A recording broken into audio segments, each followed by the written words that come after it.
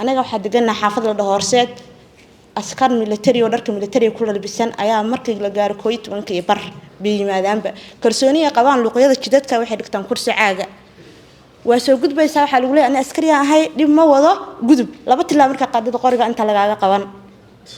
ka bacdina waxa lagu leeyahay telefoonka dhiib aku qasbantaa inaad dhibto kalsoonida macnaha haystaana waxay tahay waxay ku fadhiyaan kursi caaga because when dharkina ku labisan yihiin maanta kale meesha gudoomiyaha jooga waxa fiicnaa lahayd inay joogaan booliska laakiin waxa rajaynaynaa gudoomiyaha inuu fariintiina qaadi doono oo uu gaarsiin doono tan askarta fariisanaysa wadooyinka qora uga hadalno ku laabamayno mana anfinayno dhehmayno ma jirto waa waxyaabo runtii aan ka xunahay inay dhacaan dadka aan ka raali gelinayno aan isku dayayno anigoo booliskii iyo hay'adaha amniga runtii wakiilka oo meesha u fadhiya